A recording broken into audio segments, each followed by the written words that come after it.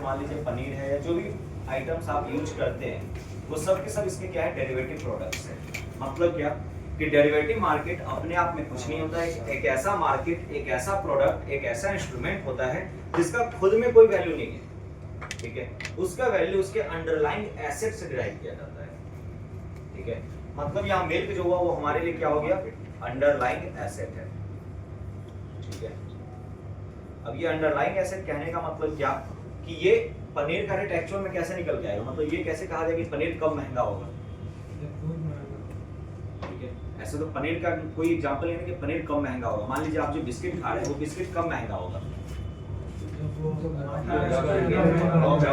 Wheat जो होगा, गेहूं का रेट जब महंगा होगा तो ऑब्वियस सी बात क्या है, उसका जो या तो आप फ्लोर जो आटा वगैरह जो होता है या आप बिस्किट खा रहे हैं, जो भी चीज आप कंज्यूम कर रहे हैं वो तभी महंगा होगा, ठीक है। उससे पहले तो महंगा नहीं होगा।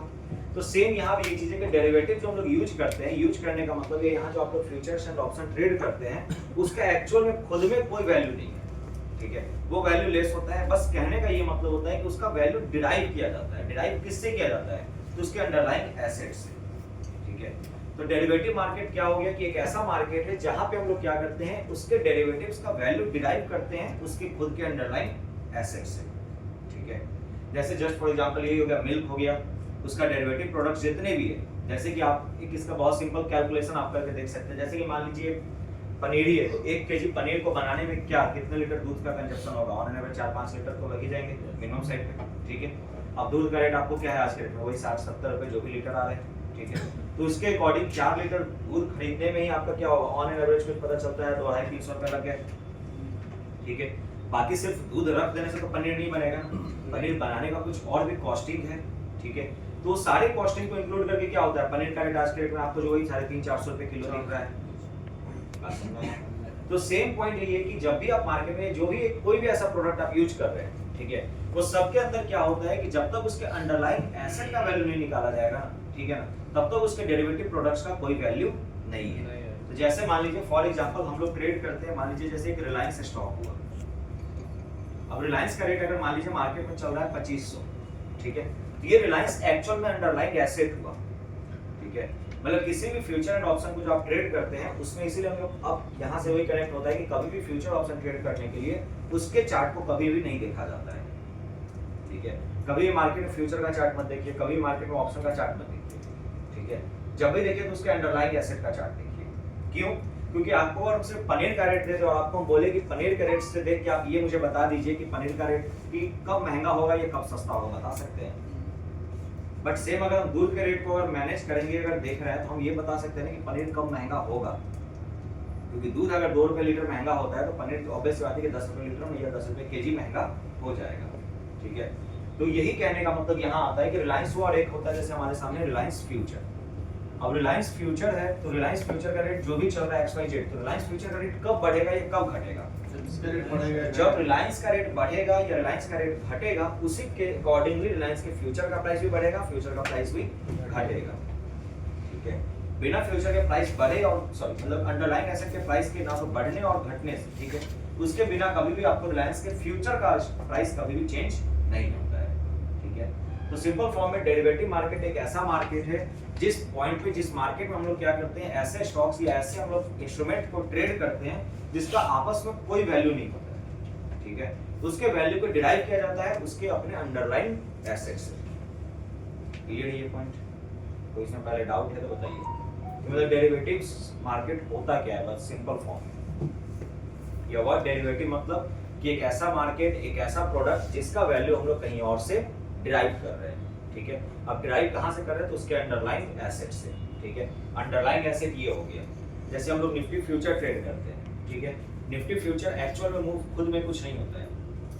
आप निफ्टी जो नॉर्मल इंडेक्स होता है ना, ठीक है, जिसमें ट्रेड नहीं होता है, आप निफ्टी इंडेक्स को ट्रैक करिएगा ना तो आपको निफ्टी फ्यूचर ट्रेड होगा, ठीक है। सेम निफ्टी का ऑप्शन ट्रेड करते हो तो निफ्टी के ऑप्शन का कोई चार्ट नहीं होता है। आपको निफ्टी ऑप्शन ट्रेड करने के लिए क्या करना होता है, निफ्टी को मेनली तो उसका कैश स्टॉक में हम लोग क्या करते हैं, उसे ट्रैक करते हैं। क्लियर है बात? ठीक है। ऑप्शन और फ्यूचर दोनों अलग? हाँ दोनों अलग, उस पे भी आएंगे बात, ठीक है। पहले ये डेरिवेटिव में कोई डाउट है, कोई क्वेश्चन है तो बोलिए। हमारे पास क्या क्या आते हैं, 3-4 तरीके के प्रोडक्ट्स आते हैं। एक होता है फॉरवर्ड मार्केट, दूसरा होता है futures, third one is option and fourth one is swaps. Derivative market का 4 प्रोडक्ट होता है। जैसे इक्विटी मार्केट में इक्विटी था, इक्विटी में पढ़े हुए ऑर्डिनरी इक्विटी, डीवीआर, एनवीआर, बहुत बेसिस में याद भी है कि भूल गए, ठीक है। तो सेम यहाँ भी क्या होता है, डेरिवेटिव मार्केट के अंदर टोटल 4 तरीके के प्रोडक्ट्स होते हैं, future, forward, future, options and swaps, ठीक है। तो सबसे पहले इसमें स्टार्ट करते हैं फॉरवर्ड मार्केट क्या होता है, ठीक है। और फॉरवर्ड मार्केट क्या होता है, तो एक ऐसा मार्केट है, देखिए इसको समझने से पहले एक ऐसा चीज है, डेरिवेटिव्स जितनी भी चीज अभी आप लोग देखते हैं, ठीक है, डेरिवेटिव अपने आप में कुछ नहीं है, वो बस एक बेसिकली एक कॉन्ट्रैक्ट होता है, एक एग्रीमेंट होता है, ठीक है। मतलब क्या कि जो भी हम डील करते हैं, जो डील आगे चल के फुलफिल होगा, बट अभी हम लोग उस पर कुछ काम नहीं कर रहे होते हैं। जैसे कि फॉर एग्जांपल मान लीजिए एक फार्मर है, ठीक है, अगर मार्केट में एक फार्मर है और सेम टाइम पे आपको कोई भी एक कंपनी है जैसे एक आईटीसी, आईटीसी को क्या चाहिए, गेहूं चाहिए बिस्किट बनाने के लिए, व्हीट से क्या करिए, बिस्किट बना रही है, ठीक है। अब मान लीजिए आईटीसी को कुछ बिस्किट चाहिए और ये किसी मान लीजिए गांव में गई, गांव में जैसे जमींदार होते हैं, जो भी होते हैं बड़े बड़े, जो मतलब जो फार्मिंग वगैरह में रहते हैं, ठीक है, उनसे वो डायरेक्ट डील कर ली कि ऐसा करो कि आप अपने गांव से मुझे 50 किलो या 100 किलो या 50,000 टन जितने भी आपका प्रोडक्शन है, आप मुझे इतना गेहूं सेल कर दो, ठीक है। अब अभी मान लीजिए अगर गेहूं का रेट चल रहा है मार्केट में कुछ 20 रुपीज पर केजी, तो बीइंग ए फार्मर, फार्मर को क्या रिस्क है, मतलब आप एक फार्मर है, आप अगर गेहूं का खेती कर रहे हैं, तो जब खेती कर रहे हैं उस समय और खेती करने के बाद जब फसल कटेगा, उसमें कितना दिन का डिफरेंस होगा, कम से कम 3, 4, 5 महीने का समय लगेगा, ठीक है। उस प्रोडक्ट का आप सेल करने जाएंगे तब तक 5 महीने हो जाएंगे, ठीक है। तो क्या 5 महीने बाद ये 20 रुपया ही रहेगा, रेट डाउन हो जाएगा, जरूरी नहीं, फ्यूचर वैल्यू नहीं पूछ रहे,